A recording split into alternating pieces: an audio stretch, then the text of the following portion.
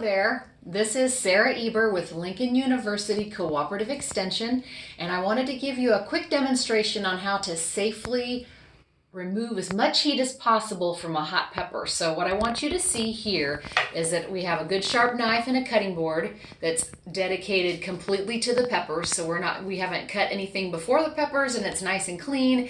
And before we use it again, we would wash it off really well with soap and water and let it dry so that any of the juice and the oils from the pepper would not transfer onto anything else.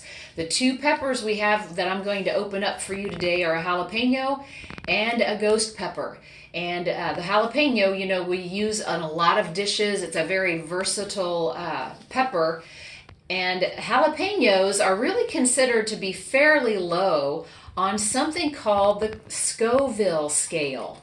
That Scoville scale was a way a gentleman named Dr. Scoville was able to demonstrate how hot something would be to our taste or to our taste buds using this numeric scale. And jalapeno peppers are actually on the fairly low side, if you can believe it. And bell peppers are almost 0 on the Scoville scale. Now, the heat part of any pepper is going to be this membrane, as it's referred to, which is this little white seam right here, and the seeds themselves. This is where the bulk of the heat is on the pepper. So if you really like it hot, you chop the seeds and the membrane up in your dish, and it adds a little extra heat. If you really just like the flavor of the jalapeno and you can do without the heat, like me, then you want to remove the bulk of this membrane. And you see here's another piece of it right here. So we're going to make sure we slice that out of here, so this makes for a salsa that doesn't necessarily burn anybody's mouth. But the actual glands within the plant are that give it the heat are within the membrane. So then we'll transfer to our ghost pepper. Now, most peppers are usually, believe it or not, they're coolest when they are green. So this particular ghost pepper is really not at its highest heat level just yet, because it is still green.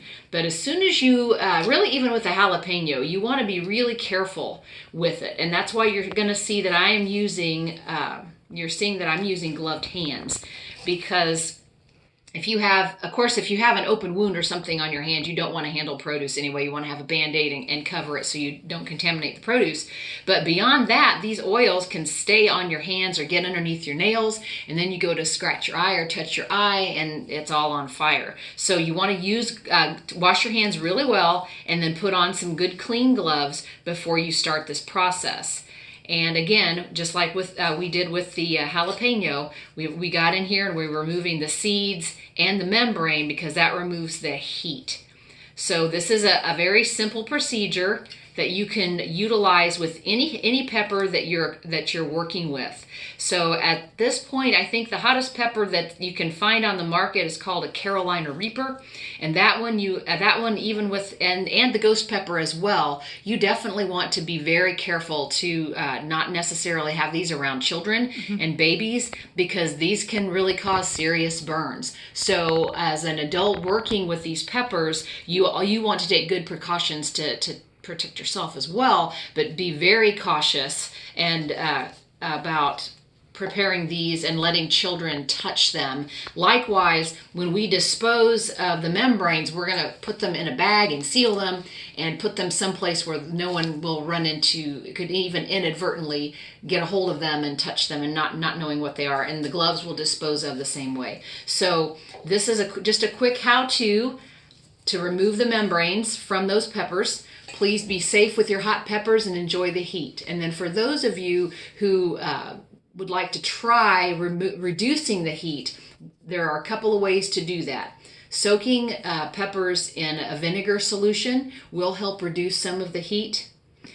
If you have any more questions or would like some recipes, please see our website at Lincoln University. Enjoy your peppers.